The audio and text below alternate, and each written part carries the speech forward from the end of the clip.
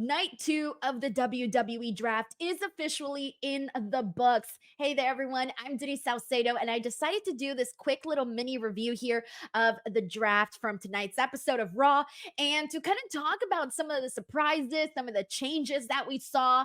There's only a few, but we saw some changes. And I want to talk about which roster right now is looking stronger, any potential feuds, things that we're interested in seeing.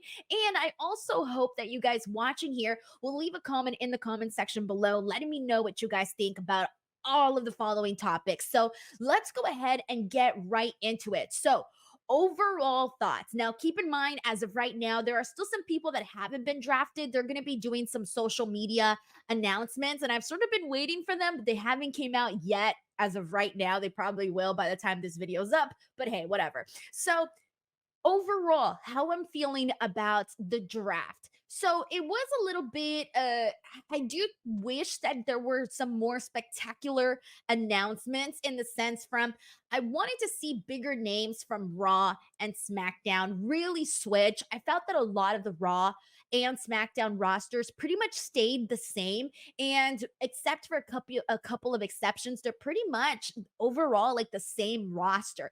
And I get it because, of course, the whole thing is people want to keep certain people on their brand because they're good and that's a story that they're telling. But at the same time, you want to see people change brands. You want to see people get mixed up with other people so that we can get these fresh new storylines. Because, hey, at the end of the day, that's why people tune into the draft. We tune into the draft to be surprised and to have these big reactions. I really do wish that the champions were part of the draft because I think if the champions were part of the draft to begin with, it would have added this extra layer of excitement to the draft. But unfortunately, that was a big element that was taken out and it did kind of hurt it overall. But regardless, I think that the things that I was most looking forward to were the NXT call ups because there were some that I was expecting and then some where I didn't know what direction they were going to go in. So I was really looking forward to all of that right now, looking at these rosters, looking at who they've got, I think that SmackDown is winning with the women's division, specifically the women's division, because they literally have, of course, they have their champion, Bailey, but they also have Bianca Belair. You have Nia Jax on there, but then you also have people like Jade Cargill, Tiffany Stratton, who are literally the future of the women's division. You have Naomi, Chelsea Green, Piper Niven, who are going to add so much fun. And then you have Candice LeRae, Indy Hartwell, and one of the call ups from NXT, which was Blair Davenport. So Blair Davenport got drafted today, and I did not see this one coming. And I'm so glad that she got drafted because I think that while she was doing a decent job on NXT, she never really had these like big stories. Like the big thing that she had going, the biggest thing was that she was the one who injured all of these girls and she was the one behind so many of the attacks that you were seeing on NXT on the women.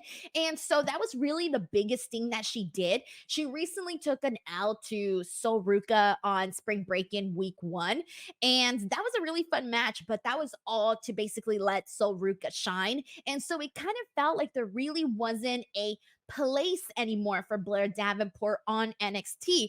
So surprisingly, she ends up getting called up here today. And I'm thinking this is very cool because she's got such a unique look. She's a good wrestler. So I feel like she's going to add so much to the women's division. I'm actually really excited about seeing Blair Davenport join up SmackDown. So again, when I think about the SmackDown side of things, it's the women's division that is really looking freaking good.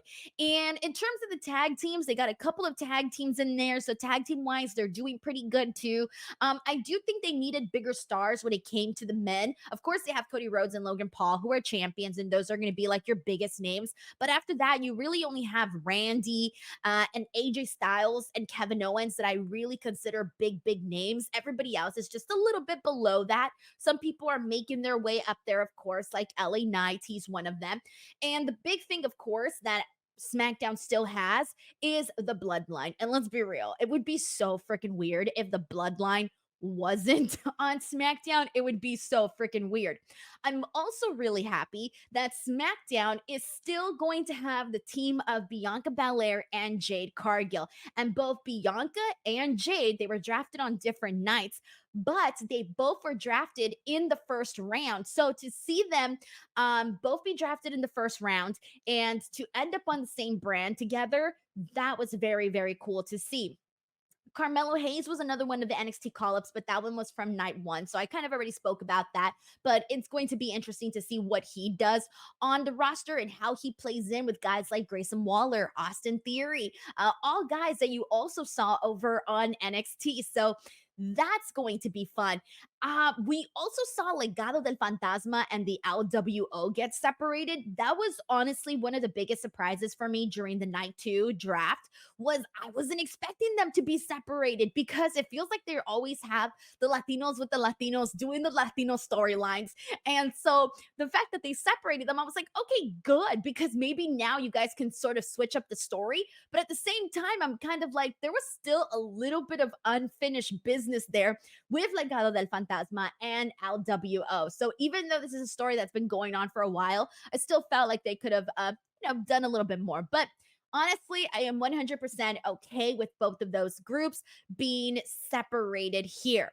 And I'm trying to think if there was anything else that really stood out to me from SmackDown. So the other thing is the OC. So the OC, and this one, I hate to say it, but I did not think that the OC was going to be drafted to the main roster, considering they were just there and they had just gone down over to NXT. So it's kind of a little bit irritating to see them go from SmackDown to NXT, be there for like a cup of coffee, and then go back to SmackDown. So that was a little bit of an annoyance for me personally. But hey, man, who am I to root against anybody?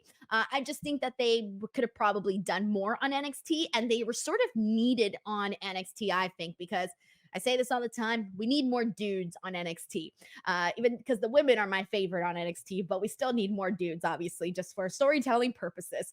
And speaking of dudes from NXT to the main roster, Baron Corbin's on SmackDown.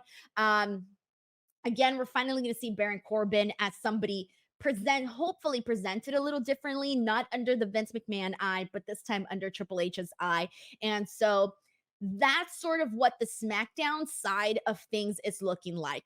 And honestly, the SmackDown tag team division is really looking good. I took like an extra glance at it right now, and it is actually looking good. Let's get in over to Raw. So Raw, I feel, is it has the bigger names, the bigger stars. They're on Monday Night Raw because you got Seth Rollins, you got Braun Breaker there. You also have Jey Uso. Of course, you have your champions. That includes Damian Priest, Becky Lynch, Sami Zayn. Those are some of the champions that you have that are really, big names. And then you also have today, from today's draft, they drafted CM Punk to Monday Night Raw. And guess what? I'm so happy. Drew McIntyre has also been drafted to Monday Night Raw. Although he was very annoyed at how late he got drafted and that CM Punk was drafted before him. So they're staying on Raw, and good thing because I need to see this story continue on. Most of you guys know it's one of my favorite stories that they have going for the last couple of months. I love CM Punk and Drew McIntyre beefing with each other. It's freaking great. So I was very happy to see that they did not. I would have rioted. Honestly, I would have rioted if they separated CM Punk and Drew McIntyre. I would have been so pissed. But clearly, they didn't do that. They're smarter than that, and they did not do that. So, the other thing that we got here that was interesting was we got another call up from NXT over to Monday Night Raw. So we got two more actually, and it is for the women, Lyra Valkyria. So this was the one that I was most surprised by, and in a good way, like in a pleasantly great freaking way, because for those of you who watch my NXT post shows, you guys know how much I love Lyra. Lyra is one of my favorite competitors for the women on NXT. She really just honestly, she just went through the entire system so freaking fast. It was like 1 second she had came into NXT, and I'm like, who's that girl? You know, right? And so Lyra comes in and she's such a good wrestler. She just lays things in and she instantly stands out from a lot of the other women. And so right away, I'm interested. And you can tell that the people, the powers that be behind the scenes at NXT are interested too because she's automatically put in big programs and then she ends up becoming NXT Women's Champion. Becky Lynch puts this woman over. Of course, they're both Irish, but the fact that Becky Lynch went out there and put her over the way that she did, it was huge. So getting to see Lyra Valkyria not only have all of that in such a quick amount of time on NXT, but then to get drafted to Monday Night Raw right away is pretty damn extraordinary. So I was so happy. I love seeing all of the reactions from the people that got drafted from NXT because you know, these are young people that are so hopeful to make their dreams come true. Everyone's terrified of, am I going to make it? Am I not going to make it? Are you going to get cut? Are you not going to get cut? All of these things run through your mind, right, as a talent. And so to have a moment where they believe in you and they say you're going to the main roster, it really gives you a lot of hope, right? And so to see everybody's reactions, like her reaction, like Kiana's, like Blair, who started crying, it was so freaking sweet. Now, of course, we knew Carmelo Hayes was going to get drafted. We pretty much expected that one. We also expected Ilya Dragunov because Ilya Dragunov literally said when he wrestled on Raw after Mania, he said that he was going to be part of the draft. And so he ended up getting drafted to Monday Night Raw. And I could not be more happy because I had been saying for the longest time that Ilya Dragunov just didn't feel like he fit in on NXT anymore. When they changed to NXT 2.0, it felt like he just didn't fit in there anymore. He was black and gold to the core. Like that was his identity, was the black and gold NXT brand. However, Ilya Dragunov made the best out of being in this brand. He really truly did. He gave so many wrestlers, including Carmelo Hayes and Trick Williams, the best matches of their lives there on NXT. And Ilya Dragunov is a tremendous wrestler.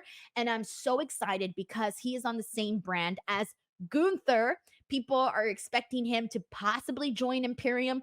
Who knows? But all I know that at some point I want to see them run back Gunther versus Ilya Dragunov because the matches that those two have had have been like a movie. I don't even know how to explain it. Their matches together are like a movie. They get you with emotions. They get you. I mean, there's a beginning, a middle, and an end, and it just takes you along for this wild ride. So I definitely need them to see. I definitely need them to run that back again. And another thing I'm looking at is Ilya Dragunov. I'm already seeing like potential matches that he can have with people on this roster. Like, can you imagine? Aside from Ilya and Gunther again, can you imagine Ilya and Sheamus? Ilya and Chad Gable, Ilya, and let me see who else here. I mean, there's so many different people that he can have such great matches with. Bronson Reed, there's so many people. They could do him and Braun Breaker, Seth Rollins, Jay Uso. I don't care if we've seen some of these before. We can run them back again. Ricochet, that could be another really fun one. I mean, the opportunities are endless. Ivar, that's another one. There are so many matches that Ilya Dragunov is going to go and have. And I hope that they let him be who he is on the main roster. And if they do, he's going to freaking kill it and become everybody's favorite wrestler if he isn't already. So I'm excited to see that. And Dijak has apparently also been brought back up to the main roster. He was somebody that was absolutely killing it on NXT, utilizing social media so well. He recently had so many good matches. Lately, I really like the work that he did with Joe Gacy. I talked about that a whole lot on my NXT podcast.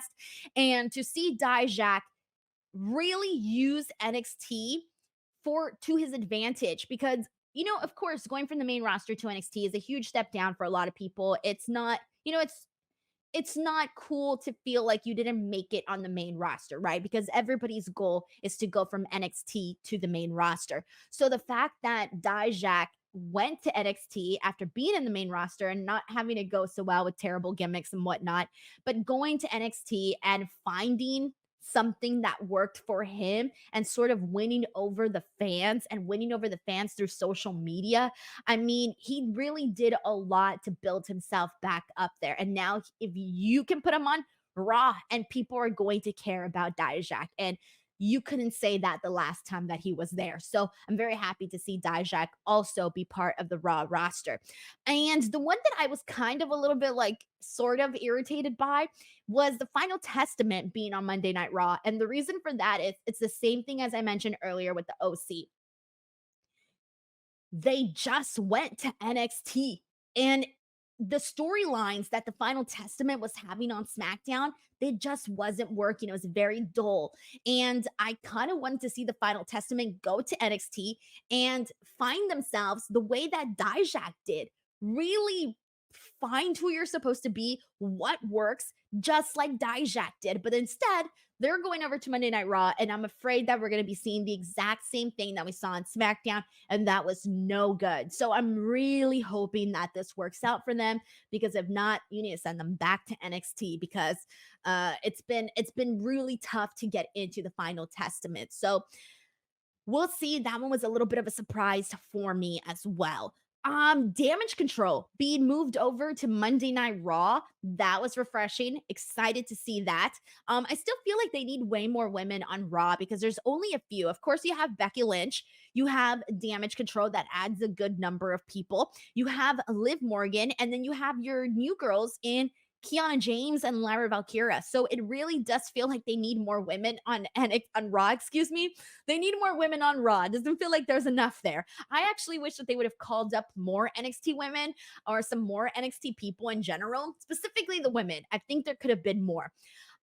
We also saw, and who knows, maybe there might be, we don't know. We also saw Braun Strowman return. Dude looks huge. And I mean huge. He's jacked, bro.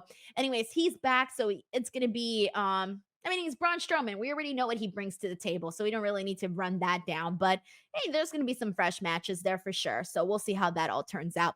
And I'm trying to see if there's anybody else that I want to comment on that I haven't already. That's kind of about it. Of course, you have Braun Breaker on Raw. That's going to be great. So I think Raw is really, really looking strong on the men's division. Looking very strong. They don't have that many tag teams, though. They only have the Alpha Academy, they have Imperium, Judgment Day, New Day, okay, and Final Testament. Okay, so not that bad. At first, I thought it was a lot less, but they only have a few. SmackDown does look a little stronger on the tag team division, but it's still fine. They can work with that.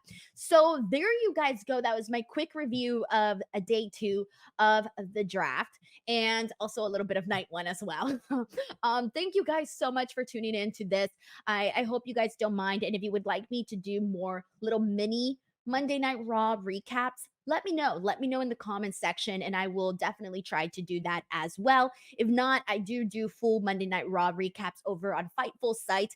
That is the show that I do on a weekly basis over there with Sean. We have a really good time, and then Tuesdays, I'm here for NXT. Wednesdays, here for AEW Dynamite. Fridays, here for SmackDown. Saturdays, here for Collision or any pay per views and stuff like that can be found here on my channel. So, yes, if you want more little mini Raw reviews, this one's just focused on the draft. But if you want any more of these, let me know in the comments. And thank you guys so much for watching. Do not forget to subscribe, and I'll see you guys later. Bye, everyone.